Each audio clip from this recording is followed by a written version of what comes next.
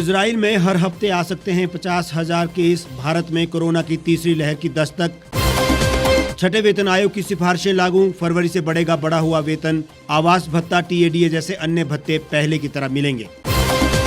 उत्तराखंड में बीजेपी, कांग्रेस और आप के साथ अब राष्ट्रीय लोक नीति पार्टी भी मैदान में। प्रदेश में चलाया जा रहा है सदस्यता अभियान। और पहले दिन 15 से 18 आयु वर्ग वाले 40 लाख से ज्यादा किशोरों को लगी वैक्सीन। टीकाकरण में गुजरात सबसे आगे।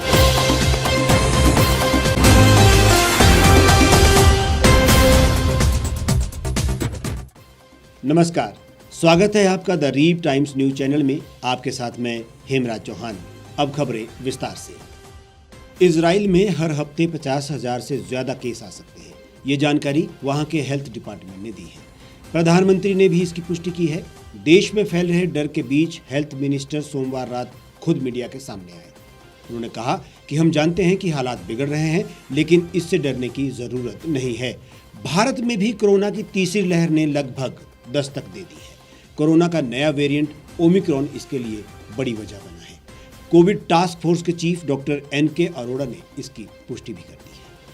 इजराइल के प्रधानमंत्री ने कहा कि हम पहले की तरह सावधानी रखें तो यह लहर भी निकल जाएगी। इजराइल ने हमेशा मुश्किलों का सामना हिम्मत से किया है। उन्होंने कहा, हालात बिल्कुल काबू में हैं। कुछ जगह टेस्टिंग को लेकर परेशानियां आई हैं, ये जल्द ही ठीक हो जाएगा। मैंने संसद में भी कहा है कि परेशान होने की जरूरत नहीं है। सोमवार को इजराइल में 6,000 से ज्यादा मामले सामने आए। इधर भारत में कोविड टास्क फोर्स के चीफ ने कहा कि मेट्रो शहरों में 75 मामले ओमिक्रॉन के हैं और यही कोरोना की तेज रफ्तार का सबसे बड़ा कारण भी है। देश में कोरोना की तीसरी लहर ने दस्तक दे दी है। कोरोना का नया वेरिएंट ओमिक्रॉन इसकी सबसे बड़ी वजह है। कोविड टास्क फोर्स के चीफ डॉक्टर एनके अरोड़ा ने इसकी पुष्टि कर दी है। डॉक्टर अरोड़ा ने बताया कि देश में ओमिक्रॉन का पहला केस पिछले साल दिसंबर के पहले सप्ताह में मिले थे। इसके बाद ये तेजी से फैला। आज करीब सभी राज्यों में ओमिक्रॉन के केस मौजूद हैं।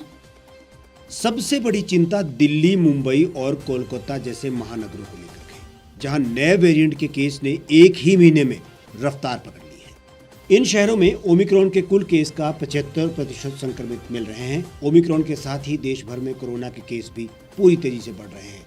ऐसे में तीसरी लहर की दस्तक से इनकार नहीं किया जा सकता। प्रदेश में 2 लाख से अधिक सरकारी कर्मचारियों का वेतन बढ़ गया है।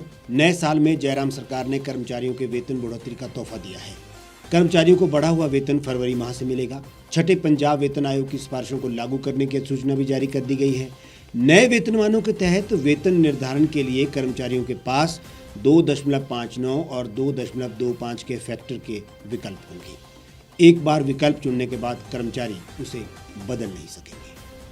अधिसूचना के मुताबिक 5वें पंजाब वेतन आयोग की सिफारिशों के 2009 में लागू होने के बाद जिन कर्मचारियों की ग्रेड पे अथवा पे बैंड में 2012 में संशोधन हुआ है, उनके पास सरकार द्वारा अधिसूचित 2.25 अथवा 2.59 के फैक्टर में से कोई एक विकल्प चुनने का अधिकार होगा। कर्मचारी द्वारा 2.59 का विकल्प चुनने की स्थिति में उसकी सैलरी सरकार निर्धारित करेगी।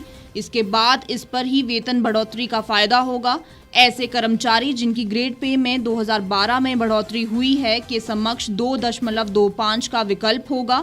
बाकी सभी श्रेणी के कर्मियों को 2.59 के फैक्टर के तहत वेतन में बढ़ोतरी मिलेगी। जानकारों का कहना है कि करीब 78% कर्मचारियों की ग्रेड पे 2012 में बढ़ी है, लिहाजा इन सभी के समक्ष दोनों में से कोई एक फैक्टर चुनने का विकल्प होगा। यहाँ कुछ मंथन का विषय भी है। कर्मचारियों को यह तोहफा सरकार की ओर से इस महंगाई में प्रसन्नता लेकर आया है, लेकिन सरकार के पास निजी क्षेत्र में बहुत कम वेतन पर सेवाएं दे रहे कर्मचारियों, बेरोजगारों के लिए कोई भी योजना नहीं है। महंगाई डायन तो सबको डस रही है। ऐसे में बाकी लोगों को खुश करने में सरकार कामयाब नहीं होती दिख रही है। उत्तराखंड विधानसभा चुनाव में अब बहुत कम समय बचा है। वहीं इस बार बीजेपी, कांग्रेस और आप के अलावा राष्ट्रीय लोक नीति पार्टी में कांटे की टक्कर नजर आ रही है। उत्तराखंड विधानसभा चुनाव अब नजदीक है। ऐसे में तमाम राजनीतिक पार्टियां पूरी मुशक्कत के साथ चुनावी अभियान में जुटी हुई है। हाल ही में चंडीगढ़ नगर निगम चुनाव में मिली सफलता के बाद से आम आदमी पार्टी का हौसला बुलंद है और आपको उम्मीद है कि उत्तराखंड चुनाव में भी झाड़ू अपना कमाल दिखाएगी, लेकिन आरएलपी की घोषणा के बाद उसके मंसूबों पर पानी फिरता नजर आ रहा है, क्योंकि प्रदेश के बड़े बुद्धिजीवी और समाजसेवी आरएलपी के सदस्य बन चुके हैं और उनके संपर्क में हैं। हालांकि एक सर्वे के मुताबिक उत्तराखंड में बीजेपी की जीत के आसार है, लेकिन ऐसा होता प्रतीत नहीं हो रहा। लोगों के पलायन को वहां एक बड़ा मुद्दा बनाया गया है। इसी को ध्यान में रखते हुए आरएलपी ने इस मुद्दे पर प्रदेश में एकजुटता का अभियान चला रखा है। साथ ही रोजगार को लेकर पार्टी ने एक बड़ी योजना पर कार्य किया है और गारंटी के साथ प्रदेश के युवाओं को अपने गांव में ही स्थायी रोजगार का खाका तैयार कर चुनावी बिसात बिछा दी है। बहरहाल ये तो सर्वे का अनुमान है। हालांकि देवभूमि उत्तराखंड में बीजेपी, आप और कांग्रेस के बीच आरएलपी भी कड़ी टक्कर में नजर आ रही है। ऐसे में देखने वाली बात होगी कि चुनावी नतीजे किस पार्टी के पक्ष में आते हैं। जो भी हो, लेकिन इसमें कोई दो राय नहीं कि आम आदमी पार्टी धीरे धीरे दिल्ली ही नहीं अन्य राज्यों में भी अपनी पकड़ मजबूत कर रही है। लेकिन फ्री के जुमलों के बाद फजीहत भी झेल रही पार्टी के लिए आरएलपी एक मजबूत टक्कर के साथ सामने होगी। उत्तराखंड को राजनीति का प्रमुख केंद्र माना जाता रहा है। इस बार चुनाव में कांग्रेस और बीजेपी से लोग खासे नाराज हैं और एक विकल्प की तलाश में भी दिख रहे हैं। ऐसे में आप पार्टी इसे भुनाने के प्रयास में थी और इसी बीच प्रदेश में बेहद प्रभावशाली लोगों के नेतृत्व के साथ राष्ट्रीय लोक नीति पार्टी ने बिगुल बजाया। ये चुनाव दिलचस्प होंगे, इसमें कोई शक नहीं है। केंद्र सरकार के ऐलान के मुताबिक सोमवार को देश भर में 15 से 18 आयु वर्ग के किशोरों का टीकाकरण शुरू हो गया है।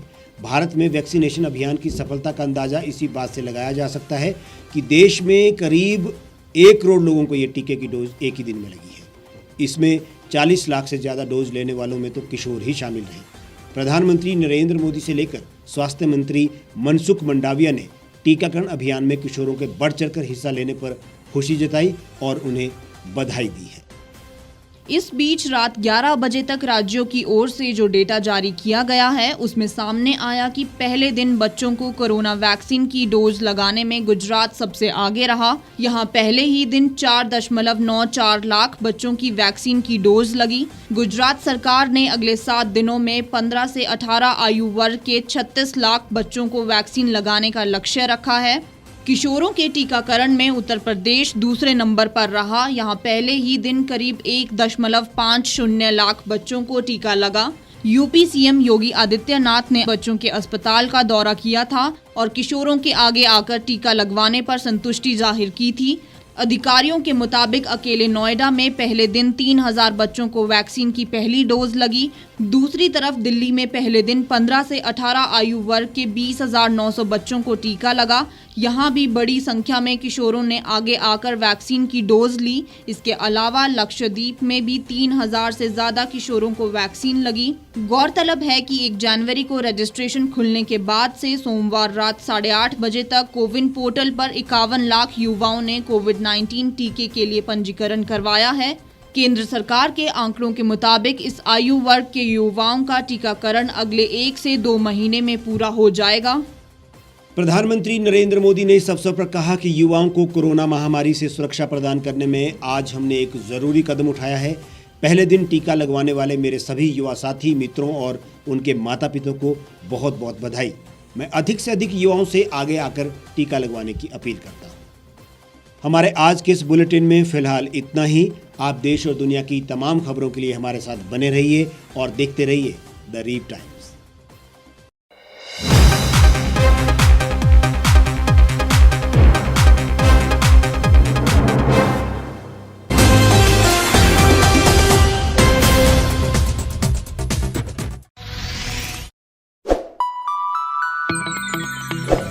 खबरों में बने रहने के लिए सब्सक्राइब करें द रीव टाइम्स, लाइक और शेयर करना ना भूलें। एक छत के नीचे सुविधाओं का अब उठाएं लाभ। रीव ई मार्ट में अब पाएं अपनी रसोई के लिए गुणवत्ता और सस्ते दामों पर राशन सामग्री। दालें हो या हो मसाले, आपका किचन ई मार्ट संभाले। उच्च गुणवत्ता और दामों में बेहतरीन रीव ई मार्ट में पधारें और पाएं अपनी पसंद के सभी उत्पाद, या फिर करें ऑनलाइन ऑर्डर और पाएं घर द्वार पर ही सुविधा। आज ही संपर्क करें फोन नंबर 8219694079 पर। बाईपास रोड, शनान, संजौली, शिमला। गांव की चौपालों से लेकर संसद के गलियारों तक, गृहिणी के चूल्हे से लेकर निवेश और बाजारों तक, किसानों के हाल से लेकर खेत और खलिहानों तक, शिक्षा और स्वास्थ्य से लेकर खेल के मैदानों तक, संसद के प्रधान से लेकर पंचायत के पंच तक, सेंट्रल हॉल से लेकर ग्राम सभा के मंच तक, हर खबर पर रहेगी हमारी पैनी नजर।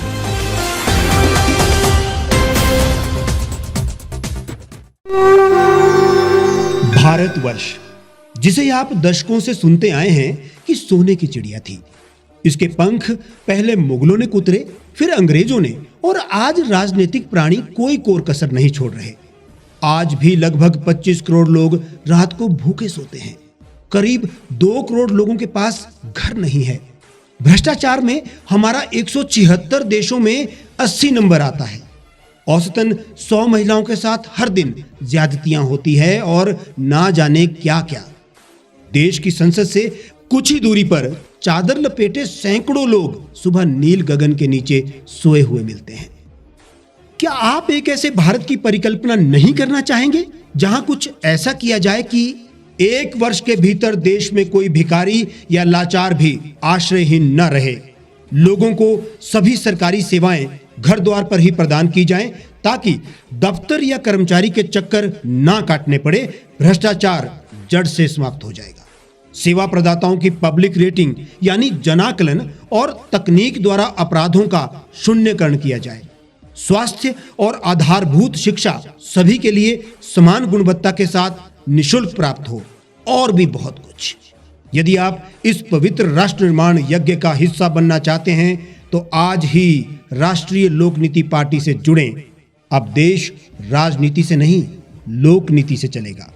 विजिट करें वेबसाइट rashtriyalokniti.org।